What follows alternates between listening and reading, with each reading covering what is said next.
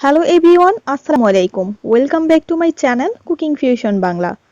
আজকে আমি তৈরি করে দেখাবো স্পাইসি গার্লিক নুডলস। স্পাইসি লাভারদের খুবই ফেভারিট হবে আজকের এই রেসিপিটি।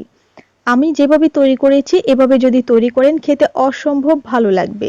গতানুগতিক নুডলস থেকে এই নুডলসটি খেতে অনেক বেশি ইয়াম্মি এবং অনেক বেশি ইউনিক। তো চলুন কথা না বাড়িয়ে দেখে নেই কিভাবে তৈরি করতে হবে আজকের এই স্পাইসি গার্লিক নুডলস। প্রথমেই বলবো যারা এখনো চ্যানেলটি সাবস্ক্রাইব করেননি প্লিজ চ্যানেলটি সাবস্ক্রাইব করে রাখবেন। নুডলস তৈরি করতে সস তৈরি করে নেব, সেজন্য লাগবে সয়া সস আর লাগবে আমরা এখানে নিয়েছি tomato sauce. Tomato sauce recipe কিন্তু আমার চ্যানেলে দেওয়া আছে, চাইলে দেখে নিতে পারেন। আর এখানে দিয়ে দিব চিনি, এখানে 2 চা চামচ পরিমাণ চিনি দিয়েছি। এখন সবগুলো একসাথে ভালোভাবে মিক্স করে নেব। এর সাথে দিয়ে দিব হাফ কাপ পরিমাণ পানি। এই পানিটা দিয়ে আবারও ভালো করে মিক্স করে নিতে হবে। তো আমাদের মিক্স করে নেওয়া হয়ে গিয়েছে, এখন আমরা এটা সাইডে রেখে দিব। তো অন্য একটি পাত্রের মধ্যে আমরা এখন নুডলসটা রান্না করব, সেজন্য আমাদের লাগবে রান্নার রেগুলার তেল। আর নিয়ে নিতে হবে, এখানে আমি নিয়েছি রসুনের পেস্ট। এখানে রসুন কুচিটাও চাইলে দিতে পারেন। রসুন পেস্ট দিয়ে এর মধ্যে দিয়েছি কাঁচামরিচ কুচি। কাঁচামরিচটাকে আমরা এখন এই তেলের মধ্যে আর রসুনটার সাথে ভালো করে একটু ভেজে নেব। এখন দিয়ে দিব স্বাদ মতো লবণ। লবণ দিয়ে আমরা আবারও ভালো করে মিক্স করে নেব। আর এখন দিয়ে দিচ্ছি চিলি ফ্লেক্স। শুকনো মরিচটাকে তেলে গুঁড়ো করে নিয়েছি। আপনারা যতটা ঝাল খেতে চান সেই অনুযায়ী এখানে দিয়ে দিবেন।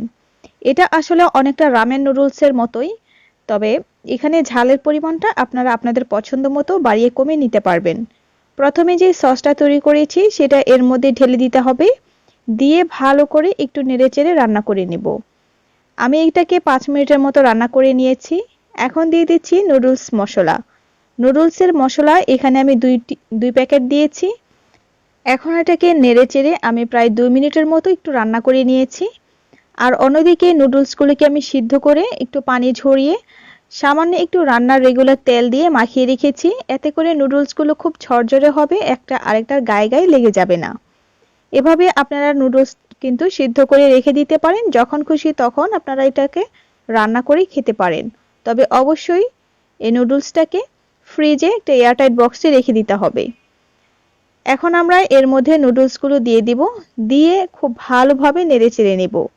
আর নুডলসের গায়ে একটু তেল মাখিয়ে রাখার কারণে কিন্তু এটা খুব সুন্দরভাবে একটা আরেকটার গায়ে লেগে যায়নি, খুব ঝরঝরে হয়েছে। আপনারা আপনাদের পছন্দ যে কোনো ব্র্যান্ডের নুডলস নিয়ে এভাবে করে নিতে পারেন। আর এটা খেতে অসম্ভব টেস্টি। এখন আমাদের নুডলসটি রান্না করা হয়ে গিয়েছে, খুব ভালো করে আমি এখানে মিশিয়ে নিয়েছি।